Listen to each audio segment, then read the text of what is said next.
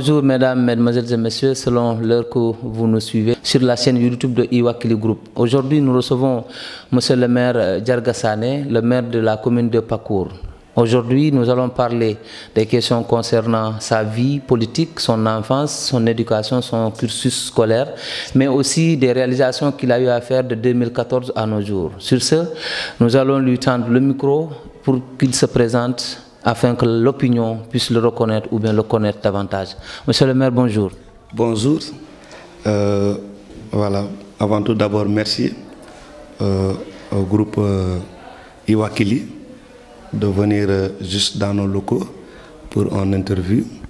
Je me présente, je suis le maire de Pakour, Djarga Sané, monsieur Djarga Sané. Voilà, comme vous l'aurez entendu avec cette réponse, Djarga Sané, c'est le maire de la commune de Pakour. Monsieur le maire, est-ce que vous pouvez édifier l'opinion par rapport à votre enfance? Djarga Sané, qui était-il? Voilà, donc vraiment merci beaucoup. Djarga Sané, d'abord, c'est une personne qui est née ici à Pakour, dans le village de Pakour, et qui a presque grandi ici. J'ai fait mes études primaires ici à Pakour. Donc, et je suis parti faire mes études secondaires à Vélingara. Donc, voilà, durant toute mon enfance, je l'ai fait entre Pakour et Vélingara. C'est le département. Parce que c'est à Vélingara que j'ai arrêté mes études. Donc, tout simplement parce que en ce temps-là, il y avait des jeunes qui étaient vraiment, en tout cas, occupés et qui pensaient à aller à l'immigration. Et en pleine année scolaire, j'ai été saisi par ma maman et qui m'a donné de l'argent pour me demander de partir en Guinée-Bissau afin d'aller chercher, comment dirais-je, les papiers nécessaires pour en tout cas profiter de l'occasion et aller à l'immigration, aller en Europe. Aller en Guinée-Bissau, ce n'était pas de vous faire fuir de la tentation de l'immigration irrégulière, mais c'était pour aller vous préparer pour que vous puissiez embrasser le chemin du voyage. Effectivement, c'est ça. Je suis juste parti en Guinée-Bissau. C'était juste me préparer parce que là-bas, on était, en tout cas, il était lieu d'aller trouver quelqu'un qui devait m'aider à trouver en tout cas les papiers nécessaires. Donc pour faire l'immigration régulière, prendre l'avion et aller en Europe. Donc parce que moi, j'ai jamais accepté de faire l'immigration irrégulière. Ça, c'est une chose en tout cas que j'ai jamais pensé et je ne demanderai jamais à un de mes enfants ou à un de mes parents de le faire. Ça, c'est parce que nous savons combien de personnes déjà qui perdent leur vie. Donc ça depuis avant. Parce que nous avons connu beaucoup de jeunes qui étaient là, qui ont perdu leur vie au niveau de la Méditerranée. Donc vraiment, braver ce sommet-là, ce n'était pas mon objectif. Ce n'était pas votre objectif, vous l'aurez entendu au même titre que nous, chers internautes. Aujourd'hui, nous recevons le maire de Pakour, M. Djarga Sané, qui nous a fait une petite esquisse durant son enfance. Les études, c'est vrai, de Pakour à Vélingara, le niveau était un peu élevé, certes, à vous entendre parler, mais certainement votre vie associative y faisait partie. Comment vous viviez les études et la traversée Vélingara, Pakour dans votre enfance, mais aussi dans la vie associative? Parce qu'aujourd'hui, si vous êtes arrivé ici, c'est parce que vous avez côtoyé le monde associatif. Donc aujourd'hui, qu'est-ce que vous pouvez dire à l'opinion par rapport à votre vie associative? Voilà, vous savez que moi, j'étais un enfant qui était très concentré dans les écoles. Avant de partir en Guinée-Bissau, mon ambition, c'était de réussir. Et mon objectif, c'était de devenir en tout cas ingénieur après, parce que ça je rêvais, ou devenir médecin. Et d'ailleurs même, moi, ma matière, c'était les matières scientifiques. Voilà, donc même lorsque j'ai abandonné l'école, c'est pas parce que j'étais nulard. J'avais une très bonne moyenne, que j'ai laissé ici, le jour où même j'ai laissé les études ici pour aller en Guinée-Bissau, il y avait mes amis qui m'avaient demandé de ne pas le faire. Parce qu'ils savaient que j'étais très bien à l'école. Voilà. Donc, en ce temps-là, j'étais concentré. Même si peut-être je supportais des équipes comme une ASC qui était là, Djankewali. Donc, depuis mon enfance, j'étais dans l'ASC, je supportais en tant que supporter.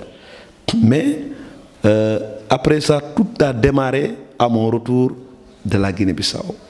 Parce qu'en Guinée-Bissau, je suis resté là-bas pendant 7 mois. 7 mois maximum. Un jour, j'ai pris la décision de revenir parce que pour moi, je suis en train de perdre mon temps. Rester là, mes papiers ne sortent pas. Voilà, donc pratiquement, c'est comme si j'étais en train d'essuyer l'objectif qui m'avait amené en Guinée. J'étais même devenu un vendeur ambulant.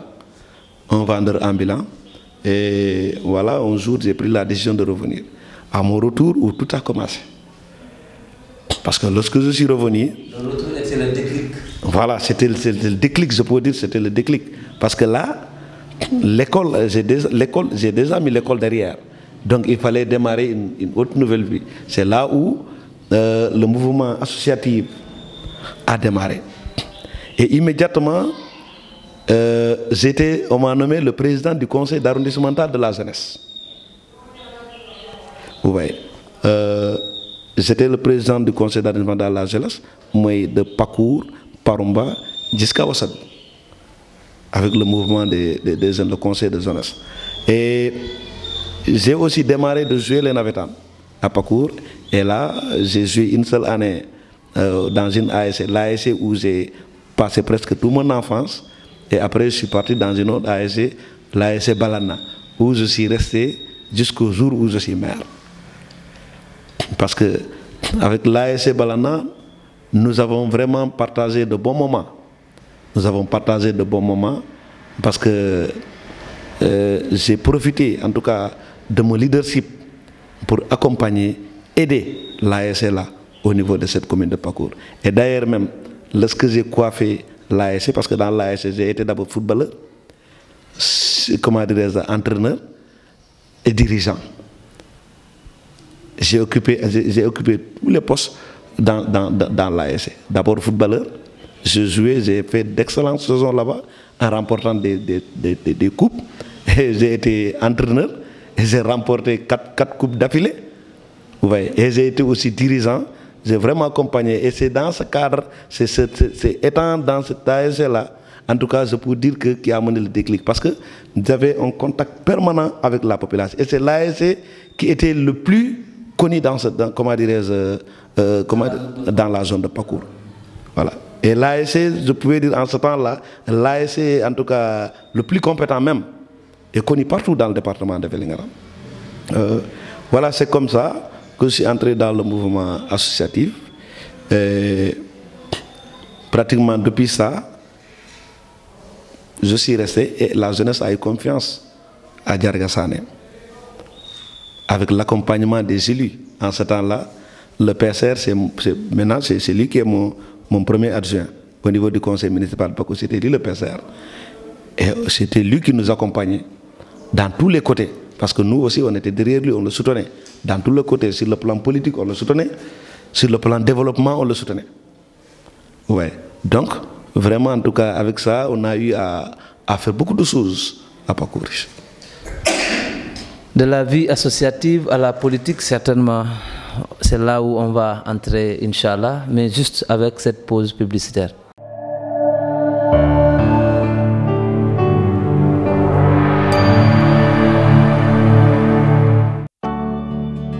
Sa joie, sa pudeur font sa face cachée.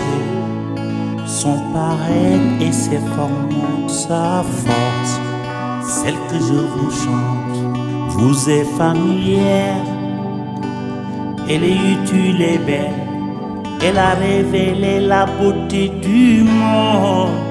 On l'acclame paradis. Becquem, Sukurese, de Flamengo, Batina, Zaïs, Meloye. moo wane gàttal li may misaal bu ngeen xam la am na njëriñ te rafet na mu génne taaru ak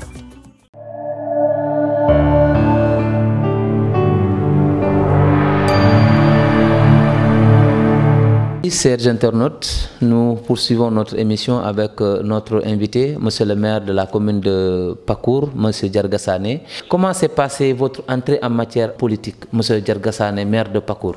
Voilà, donc merci beaucoup. D'abord, ce qui m'a poussé d'abord à entrer dans la vie politique, parce qu'avant je ne faisais pas de la politique. J'ai démarré la politique en 2009. Voilà. Pourquoi je suis entré dans la politique? Parce que j'ai vu que j'ai capacité beaucoup d'expérience avec World Vision. Et j'ai vu aussi comment se déroulaient les choses. Et j'ai su que je peux être utile pour cette collectivité. Donc comme j'ai capacité de l'expérience, et je sais que je peux être utile pour cette collectivité, et je ne peux pas être utile pour cette collectivité, je n'ai pas assez de moyens, peut-être je ne peux pas, j'ai pas d'entreprise, j'ai pas d'autre chose. Donc peut-être c'est en se lançant dans la vie politique où je peux apporter mon expertise. Et dans ce cadre, j'ai même pas sorti de midi à 14 h. J'ai immédiatement décidé d'aller se ranger derrière le PCR qui était là en ce temps. Il s'appelle Salifou Bouaro. Je me suis présenté dans sa maison pour lui dire que maintenant j'ai décidé de faire de la politique. Et je suis venu vous accompagner. Il a eu confiance en moi. Nous avons ensemble travaillé politiquement et nous sommes allés aux élections en 2009.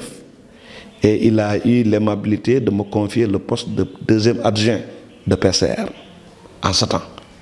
Et c'est en ce temps-là que j'ai démarré vraiment, en tout cas, la politique et que j'ai démarré dans les affaires. Et lorsqu'il m'a conseillé le poste d'adjoint PCR, j'étais en même temps le président du conseil arrondissemental de la jeunesse. Il m'a confié la jeunesse. Et il m'a mis... Il vous préparait. Oui, je peux dire qu'il me préparait. Préparer sa relève. Très bien. Ça, je peux le dire comme ça, il préparait sa relève. Et il m'a mis en rapport avec la jeunesse. Voilà, donc, vous voyez, de World Vision au conseil rural avec la jeunesse. Et tout le temps que j'ai été dans le mouvement associatif avec les jeunes, donc, j'étais déjà crédible aux yeux des populations de la commune de Pakour. Les gens me connaissaient largement. Si j'étais un Djarga, en tout cas, qui ne pouvait pas gérer, les gens, en tout cas, ils étaient informés. Si j'étais Djarga, une personne, en tout cas, qui était de mauvaise foi, en tout cas, ou bien une personne, en tout cas, qui était nébuleux, ou en tout cas, qui n'était pas sûr, ces populations-là le connaissaient déjà. Parce qu'avant de me lancer dans le cadre de la politique, j'étais déjà dans les actions sociales. Et aujourd'hui, je me suis lancé dans la politique et les populations, en tout cas, ils ont applaudi. Et nous sommes partis. Bon, au fur et à mesure qu'on travaillait politiquement avec le PCR, vous savez, quand deux personnes s'aiment, quand deux personnes travaillent ensemble, il y a toujours des gens qui viennent derrière pour essayer de briser ce lien. Et il y a eu, en tout cas, une petite équipe qui était là, qui voyait peut-être la flambée, en tout cas, ou la montée de Djarga Sané politiquement, ou la préparation que l'ex-PCR faisait en Djarga Sané politiquement, en tout cas, pour en tout cas, prendre les destinées de Pakour au long terme. Donc ils ont compris et immédiatement ils ont essayé de casser les relations, de couper le cordon ombilical. Le nafik mais la mauvaise personne, il est très dangereux. Mais est-ce que ces personnes n'étaient pas pour vous un bénéfice? Je peux dire oui, parce que si une personne... Quel que soit Alpha, leur comportement vous ont permis aujourd'hui d'exceller. D'accéder vite. Peut-être parce que si ils n'étaient pas comportés comme ça, je n'allais pas être candidat en 2014. J'allais juste me ranger derrière le PCR. Peut-être que c'est Dieu qui l'a voulu ainsi. Parce que moi je suis croyant. Peut-être que c'est Dieu qui l'a voulu ici. Dieu peut-être a dit que ces personnes-là, vont accélérer mon arrivée au pouvoir. Voilà. Donc, ils ont cassé le cordon. Et il y a eu des problèmes entre peut-être le maire et entre le PCR qui était là et ma personne. Mais moi, je me posais la question, réellement, ces problèmes-là, c'est quoi? Ouais. Donc, l'année suivante, en 2012, aux élections législatives, je suis parti aux élections. C'est la première fois où je suis allé aux élections. Contre le PCR? Contre lui, le PCR. Parce que le PCR était candidat à la députation au PDS et moi, j'étais candidat à la députation à Bokikis avec Bamba Girassi. Ouais. Donc, nous sommes partis aux élections et je peux dire que c'est la première fois, en tout cas, que je me suis mesuré. C'est ces élections-là qui m'ont poussé à se mesurer. Et je me suis mesuré aux élections législatives. Et tout le monde savait le résultat que j'ai obtenu. C'était même 3e dans la commune, mais un grand 3e. Une personne qui a battu juste campagne une semaine, qui n'avait pas démarré avec son groupe, et qui est venu 3e avec un grand 3e. Parce qu'il y avait une très petite différence entre moi et le 2e et entre moi et le premier. Donc, c'est en ce moment-là que les gens ont su que, en tout cas, ce Djarga-là, en tout cas, il est dans la voie. Et il était difficile pour vous directement de retourner vers le PCR et de fumer le même mégot ou bien de continuer la collaboration déjà entamée? Si j'ai tenté ça, moi je ne voulais pas quitter derrière le PCR. Je retourne au Bercail, demander à mon mentor de venir m'accompagner dans la mission qui m'est assignée. Oui, moi je suis un jeune bien éduqué, très bien éduqué même. Moi, le mouvement associatif m'a éduqué. Le mouvement associatif ne m'a pas gâté. Parce que le mouvement associatif, il peut gâter comme il peut. Moi, le mouvement m'a éduqué. Donc, lorsque je suis, comment dirais-je, et puis j'étais déjà dans le développement. Je connais un peu le développement. Lorsque j'ai gagné cette commune, je me suis dit que, attention, il faut réunir, il faut d'abord regarder les leaders de la commune. Il faut trouver ces gens-là et les atouts de la commune. Mais les ressources humaines de la commune. Et le PCR fait partie des ressources humaines. C'est quelqu'un qui a l'expérience. Il fait partie. Donc, et approcher ces gens-là vers toi pour pouvoir faire des réalisations. Parce que la population, en ce temps, ils savaient qu'ils étaient en train d'élire un jeune. Mais ils ont pris, en tout cas, ils ont eu entière confiance à ce jeune. Donc, s'ils ont eu entière confiance à moi étant jeune et ils m'ont élu à la tête de cette commune qui est Pakour, moi, mon devoir, c'est de ne pas les décevoir. Et pour ne pas les décevoir, parce que je ne suis pas détenteur de tout, je ne connais pas tout, il faut aller vers ceux qui connaissent, les approcher pour qu'ils t'aident. Ce n'est pas parce que je suis parti en compétition avec le PCR, il faut le combattre.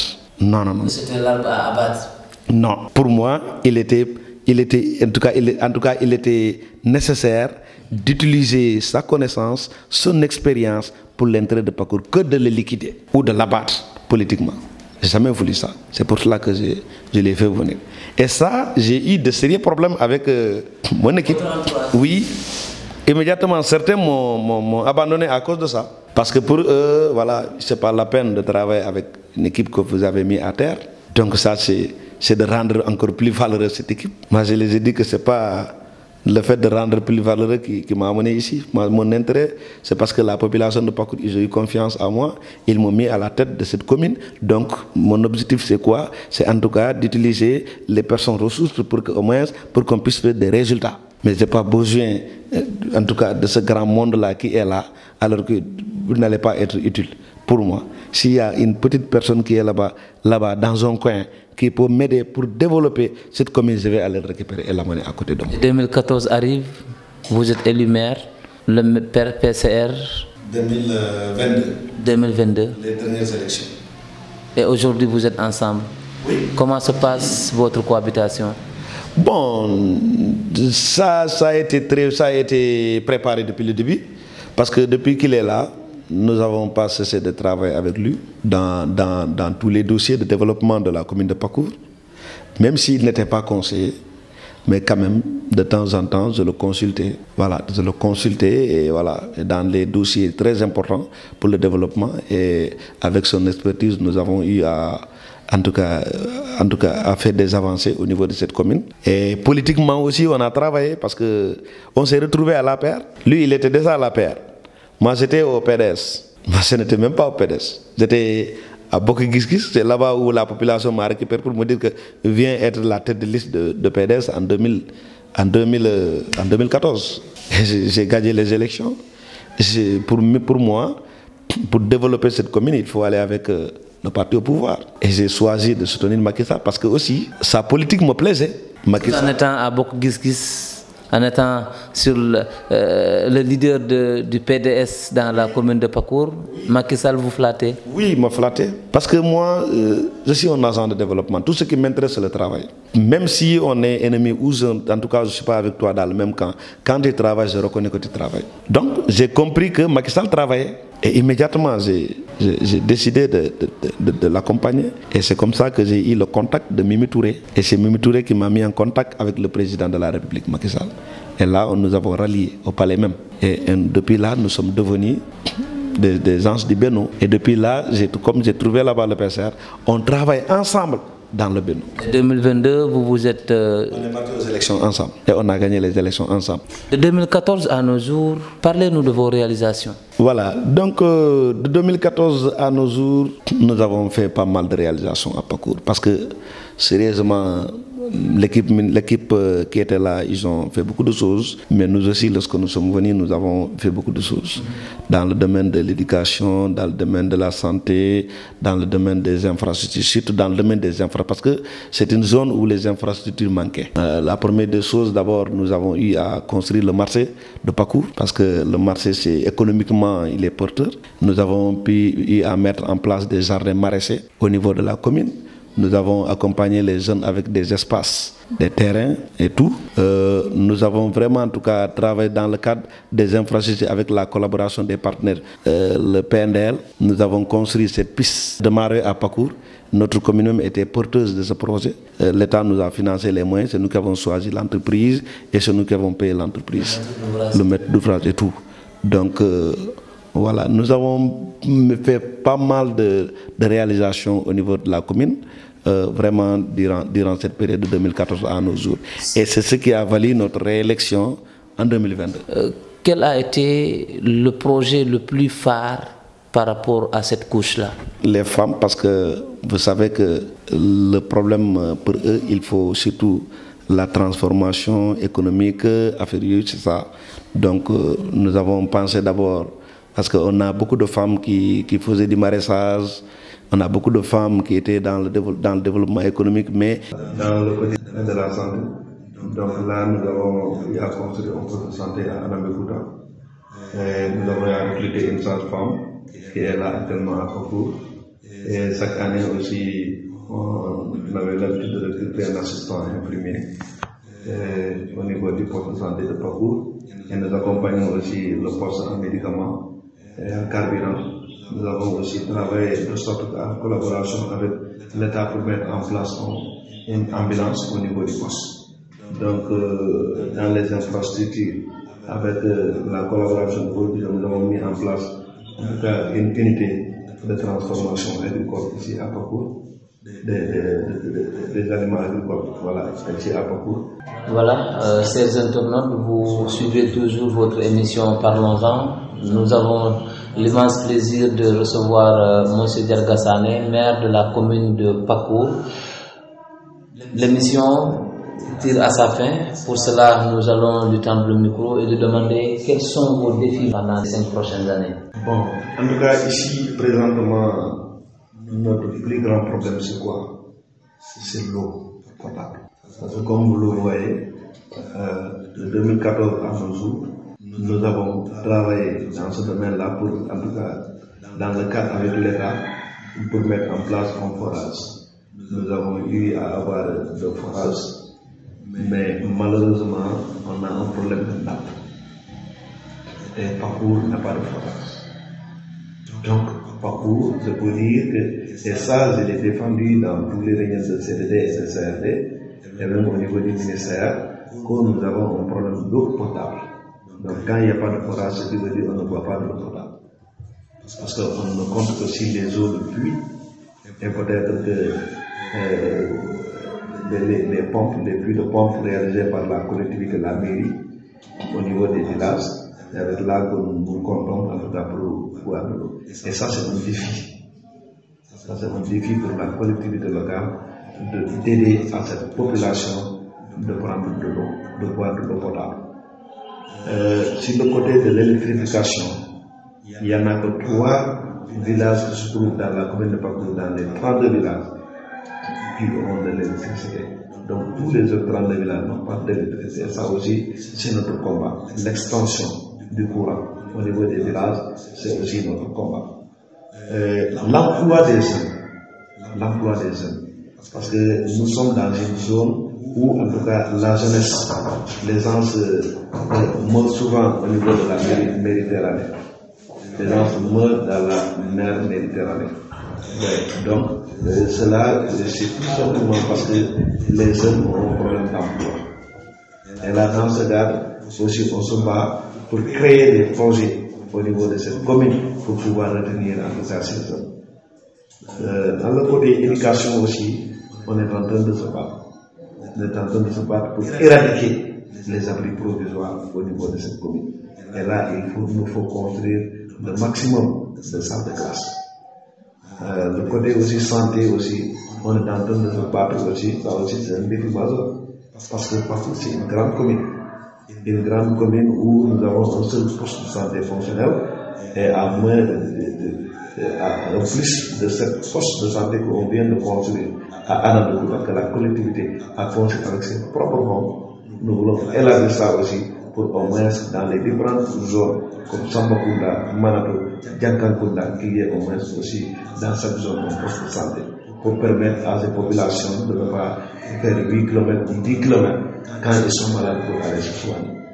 Donc ça aussi c'est un défi. Des mots pour ces derniers temps. En 2019, on ne peut pas terminer cette émission sans pour autant le brosser, l'octroi des 1000 hectares. Voilà, donc ça a été, bon, ça a fait un grand bruit au Sénégal. Mais peut-être que les populations qui sont là n'avaient pas en tout cas la même vision que l'équipe municipale. Nous, notre vision c'était quoi au début? Et jusqu'à présent, ça tient, c'est l'emploi des jeunes. Et dans ce cadre-là, nous avons jugé nécessaire, avec la collaboration de Mamadou Massal, avec son GIE Elitare, et le conseil municipal de octroyé 1000 hectares. 1000 hectares dans une commune comme Pakour, où il y a suffisamment de terre. Si peut-être quelqu'un qui ne connaît pas Pakour peut dire que oui, c'est énorme. C'est énorme, mais 1000 hectares peuvent faire combien d'emplois? Parce que quand un hectare prend 2 emplois, 2 personnes, deux emplois, donc ce qui veut dire que 1000 hectares peuvent prendre 2000 emplois. Et si aujourd'hui, ces 2000 emplois ressortaient dans la commune de Pakour, nous avons que 1200 ménages à Pakour. Et si chaque ménage pouvait prendre un jeune et l'envoyer dans ce projet, on aura 1200 emplois. Le reste peut-être parce que ce n'est pas un projet seulement pour Pakour. Le reste peut venir des autres départements, des autres communes, voilà, du Sénégal et partout. Vous avez vu, dans ce projet, il y a même des Maliens qui sont là-bas, qui ont fait qui ont dépassé combien de pays, des Burkinabés qui ont dépassé combien de pays pour venir travailler dans la commune de Pakour.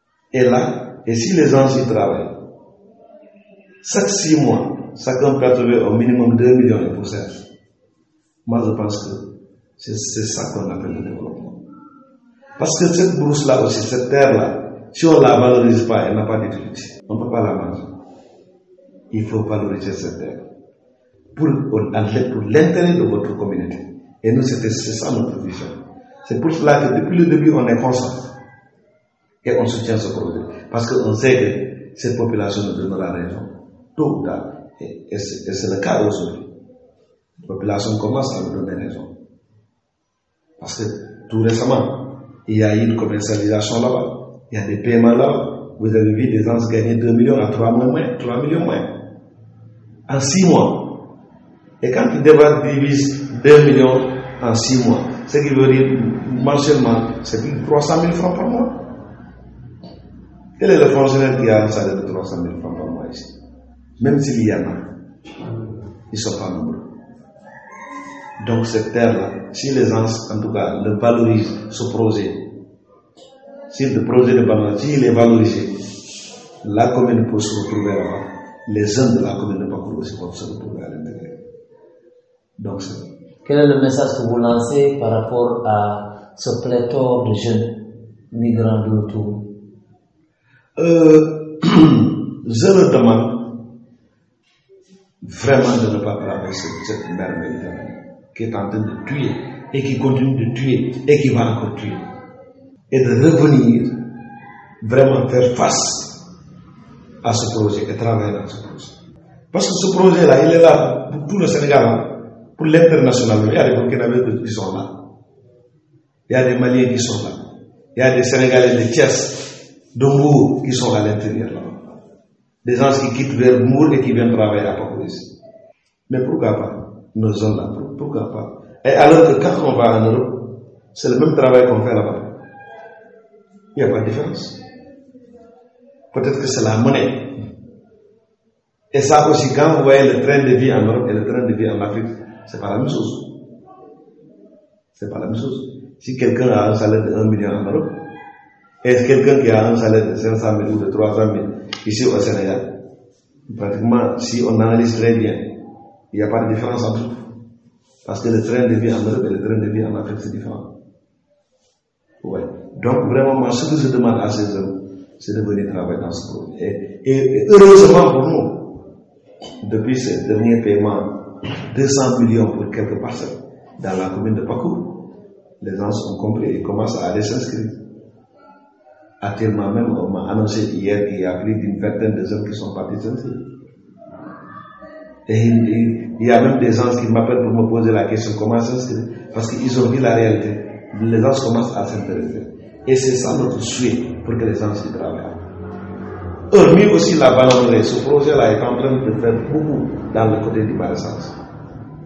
Parce que c'est le projet qui nous a fait venir ici, GIZ, qui est en train d'accompagner toutes nos populations qui sont dans cette zone. En maraîchage, ils sont équipés, ils sont formés et qui sont en train de faire du maraîchage. Et il y aura des défis, des moments ici dans le département de Vélingara où 1 kilo d'oignon coûtait 300 francs. C'est à cause de Pakour. Parce qu'on en a produit des tonnes et des tonnes. Et là, il fallait descendre le prix. Et le prix coûtait 300 francs au marché. Et actuellement, comme il n'y en a pas, le kilo d'oignon coûte presque 600. Le double. Donc, quand Pakour produit et que Pakour sort sa production en oignon, le marché de Diabé, le prix descend à 300 francs. Donc, ça aussi, je peux dire que économiquement, en tout cas, ce projet-là est en train d'aider le département de Vélingara. Nous sommes au terme de cette émission. Parlons-en, qui recevait aujourd'hui monsieur le maire Diarga Sané, maire de la commune de Pakour. Votre dernier mot. Un Pakour meilleur. Là où vraiment on peut vivre en paix et on peut vraiment développer notre économie. Et je veux une population où les gens, en tout cas les gens sont organisés pour qu'ils soient productifs. Parce qu'aujourd'hui, on ne peut pas tout compter sur l'État du Sénégal. On ne peut pas tout compter sur l'État du Sénégal. Il faut que cette population s'organise et que cette population développe des projets individuels ou collectifs pour l'intérêt de la communauté. Donc, nous souhaitons aujourd'hui vraiment se voir cette commune économiquement vraiment se développer. Merci, monsieur le maire. Merci, voilà, merci beaucoup. C'est tout pour cette émission Parlons-en, qui avait le plaisir de recevoir monsieur Diarga Sané, maire de la commune de Pakour, ensemble pour une autre émission avec un autre maire, bien entendu.